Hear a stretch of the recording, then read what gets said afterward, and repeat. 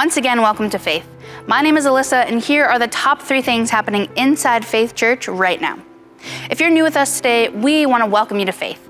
We're so glad that you're here, and to celebrate, we would love to pledge a $5 donation to a charity of your choice out of our pockets. All you have to do is head to faithauburn.info and click the link that says Connect Card. Once you do that, we'll send you an email asking which charity you wish us to donate to, and that's it.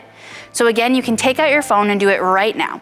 Head to faithauburn.info and we can pledge that $5 donation today. Whether you've been coming to Faith for a few years, a few months, or a few weeks, you might have some questions about our church. What do you believe? What is there for my family? How can I become a member? Our Next Step classes are designed for anyone who is new to Faith Church or who wants to get more involved. In these 3 classes, you'll discover where you belong, what we believe, and who God is inviting you to become. Classes will be held on Sundays, starting January 9th from 9:30 to 10:30 a.m. To sign up, visit faithauburn.info. We look forward to helping you take your next step in your faith journey. It has been so exciting to see what God has been able to do through Faith Church this year. If you are someone who has given financially to our mission, we want to say thank you. During this past year, our church has supported local nonprofits, we've sent global missions teams, we've held multiple children's camps, we organized a local missions trip, and we served over 180 families through Christmas for 508. You have helped us to be the hands and feet of Jesus in our community and beyond. We would like to invite you to end your year with end-of-year giving. This is a great way to save on taxes and to maybe catch up on some forgotten giving throughout the year. The best way to do this is simply by going to faithauburn.info and clicking the button that says Give. Thank you again for your generosity. For all other signups and next steps, be sure to visit faithauburn.info. That's everything happening inside of Faith this week. Let's continue in our service right now.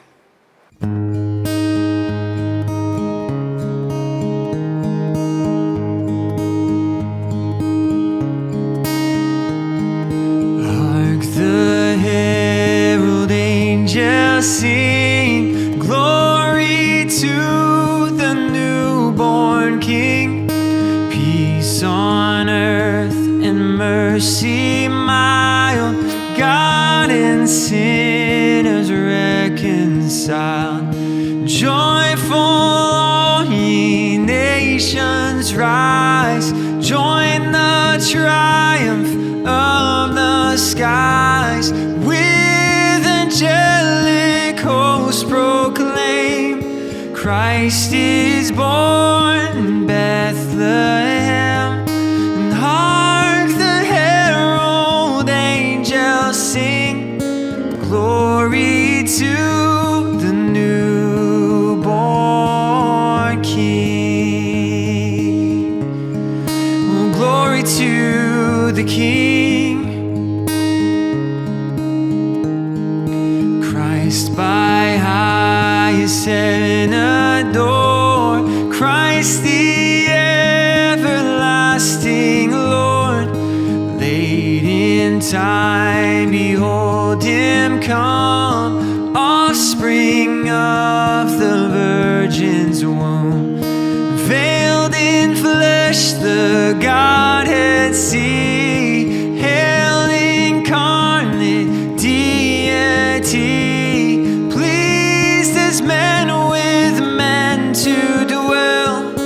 Jesus our Emmanuel. And hark, the herald angels sing, glory to the newborn King. Oh, glory to the King. We worship the King.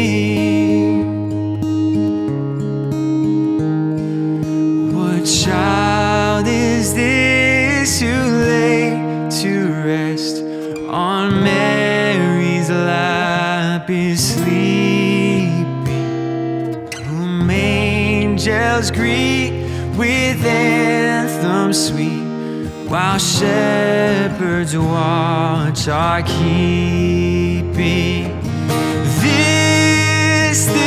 This is Christ the King, whom shepherds guard and angels sing.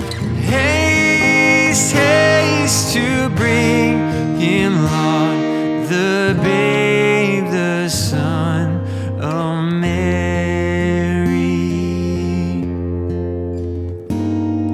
Oh, come, all ye faithful, joyful and triumphant.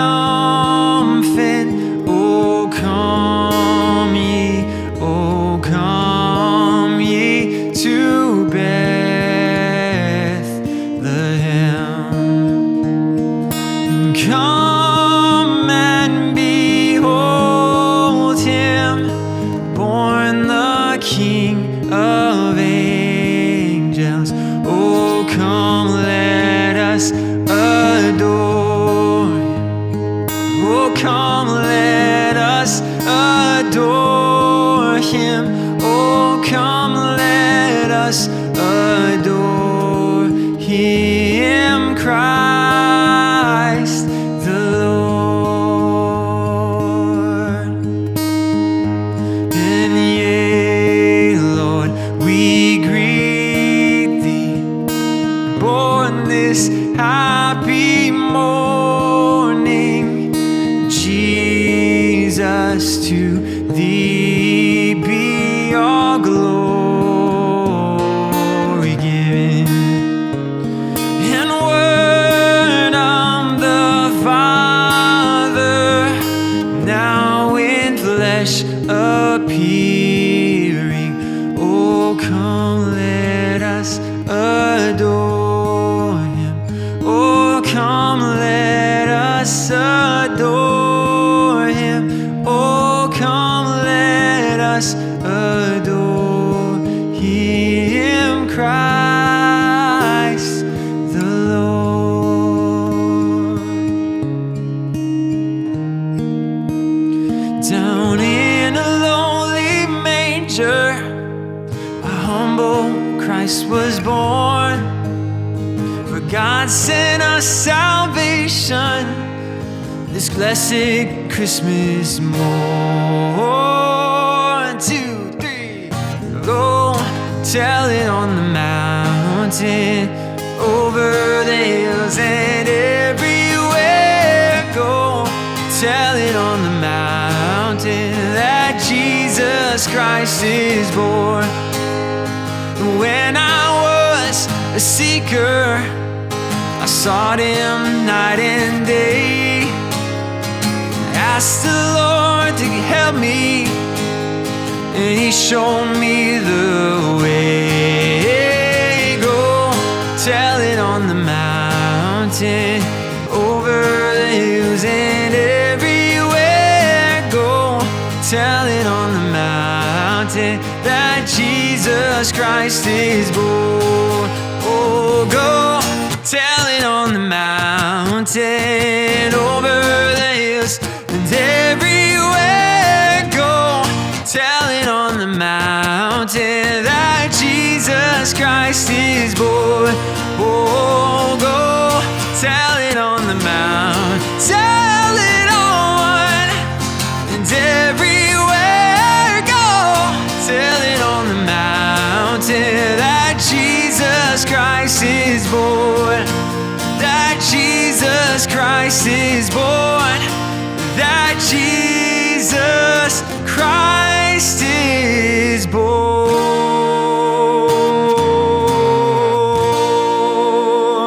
Yeah. So, what was your best Christmas present this Christmas? Maybe there was a Lexus out in the driveway with a big bow on it. Maybe your guy finally put a ring on it. Or maybe the whole family is going to Disney. Maybe you got one of those workout mirrors, the ones that, they advertise, although I don't know if I ever want to watch myself work out. Maybe a bacon air freshener in your stocking, or a Bob Ross Chia Pet. The funniest one, most practical one I saw the other day on Amazon was a Ben and Jerry's lock for your pint of ice cream because there's no U in pint. Cute, very cute. But on this day, the day after Christmas, I want to just spend a couple of minutes talking about the very best, in my humble opinion, the very best gift of Christmas. What's the best outcome for you and me, the outcome of Christmas and the baby being born in a manger? The Apostle Paul writes to the Galatian church these words in Galatians chapter 4, verses 4 and 5. But when the set time had fully come, God sent his Son, born of a woman, born under the law, to redeem those under the law, that we might receive adoption to sonship. Every word in this passage to me is precious and pregnant with meaning, and certain phrases carry the full breadth of the entirety of the gospel itself.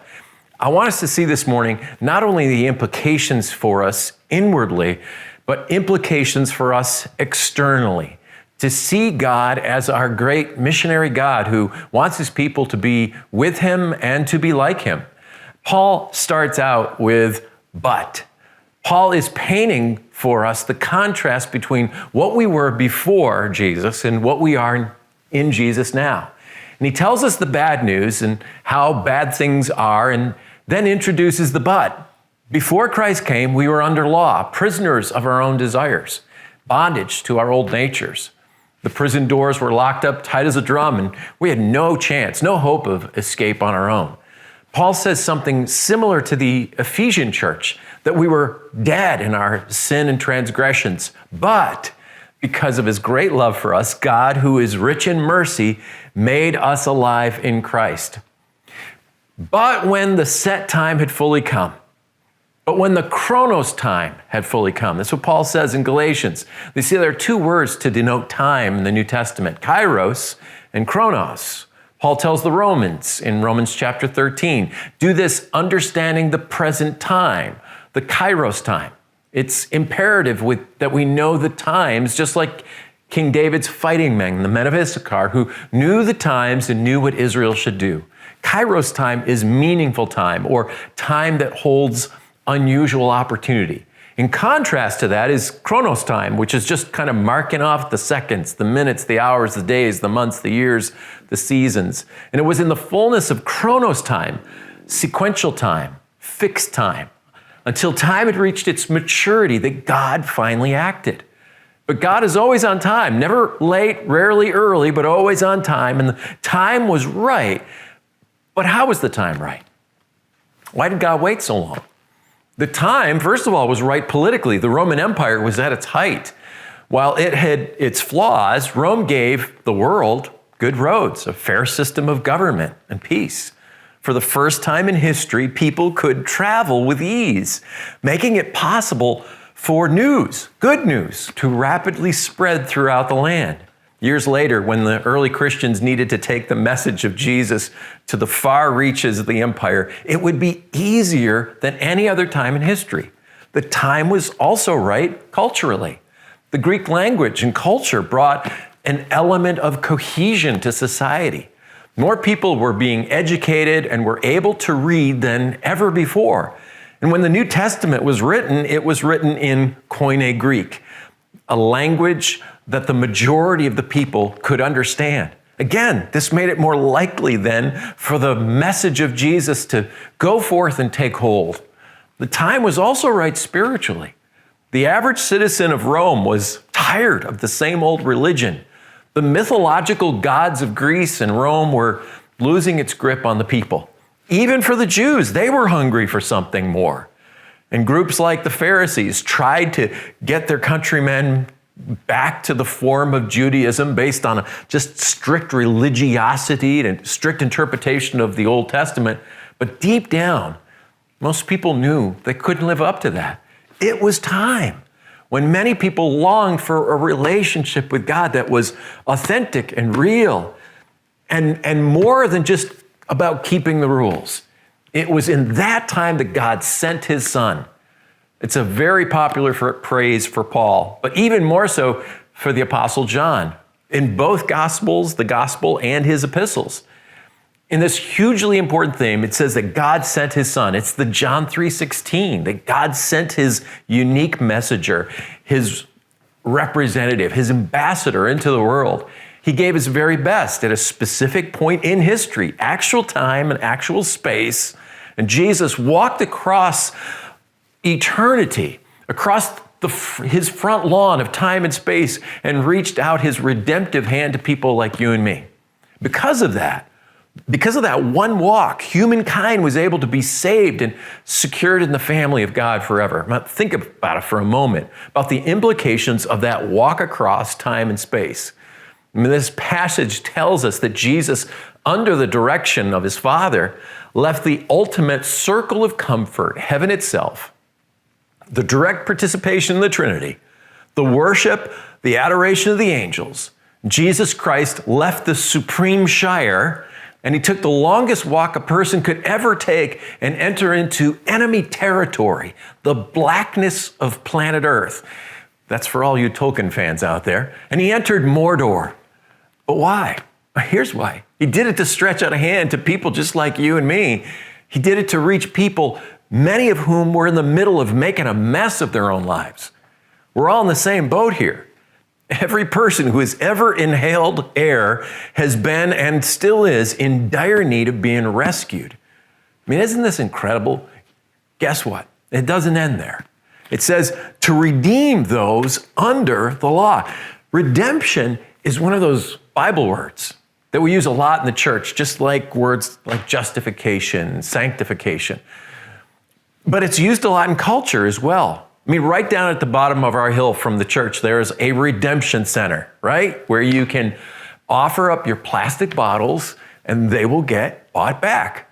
To redeem is literally to buy out or to buy back. If a slave in the ancient world wanted to be free, they needed to come up with the price of redemption, that ransom fee to buy back their own freedom or have someone do it for them.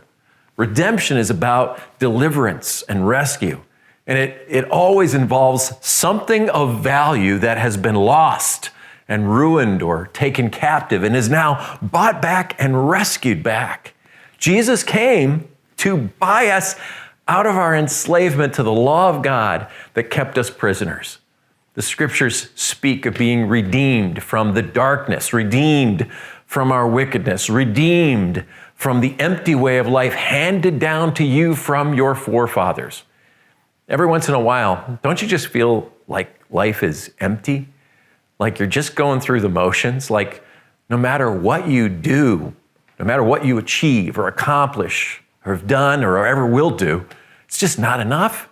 But redemption always carries with it a price, a ransom price. There's always a cost for someone's rescue and deliverance out of bondage. But no earthly currency could ever pay for your crimes, my crimes, the sins we've committed against God. So God sent his son to live the life we couldn't live. Born under law, he was perfect to obeying the law, where we were only just failures. And then he suffered the penalty on the cross for our crimes so we wouldn't have to. In the Old Testament times, when someone was executed for a capital crime, their body would often be left to hang on a tree or a gallows as a vivid, grim display of the consequences of their wrongdoing and their lawbreaking. The cross reminds us of the ransom price that was paid for our redemption, to be redeemed out of a hellish existence. He came to liberate us, but that's not all. That we might receive the adoption to sonship.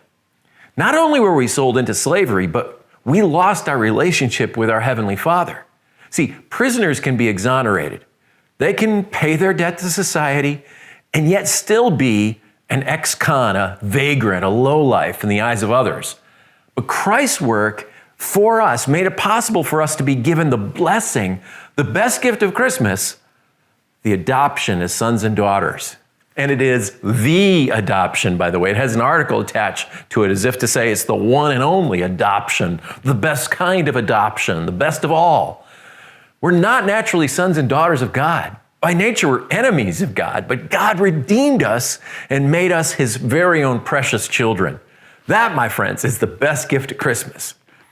And the Apostle Paul goes on, because you are sons, God sent his Spirit of his Son into our hearts, the Spirit who calls out, cries out, Abba, Father. So you're no longer a slave, but God's child. And since you are his child, God has made you also an heir. God's intent from the very beginning was that we could be his children and be in a right relationship with him, whereby we can cry out, Abba, which is the affectionate Hebrew term that means daddy. In our worst moments, with the privilege to say, Daddy God, I need you. I was writing this little meditation, putting it together last week. I got a call right in the middle of it from my daughter who was having a bad day. There was a mix-up at work, and it was a long story, but to make a long story short, she just needed to talk to her daddy. So what did I do for my daughter? I said to her, with as much seriousness that I could muster up, and I said to her in the immortal words of the great theologian Elsa, let it go, turn away, slam the door, I don't care what they're, yeah, okay. To which my daughter said, your granddaughters would be very proud of you that you just quoted Elsa. It's my mission to put a smile on my daughter's face. And I'll tell you this morning, nothing I've done ever has given me more joy than being a dad to my 3 kids. Well, other than being a grandpa, that's a good thing too. And that's the way I believe with all my heart, our Heavenly Father feels about us. When the time was right, he sent his Son so that you could have a personal relationship with him and be restored and healed. And you could come running to him, cry out to him, Daddy, I'm having a bad day. That, my friends, is the best gift of Christmas. Let's pray together. Father, thank you. Thank you for the gift of your Son, because it's the gift of your Son that has given to us the very best gift of all, that we're your children now. We've been adopted into the family, and how very much we appreciate that. Lord, as we look forward into 2022, we are praying that this understanding of our familial, our relationship, our family relationship with you will grow and grow in our hearts and in our minds. And Lord, that we might truly become everything that our Daddy in heaven wants us to become. Thank you so much. It's in the precious name of Jesus we pray. Amen. God bless you all.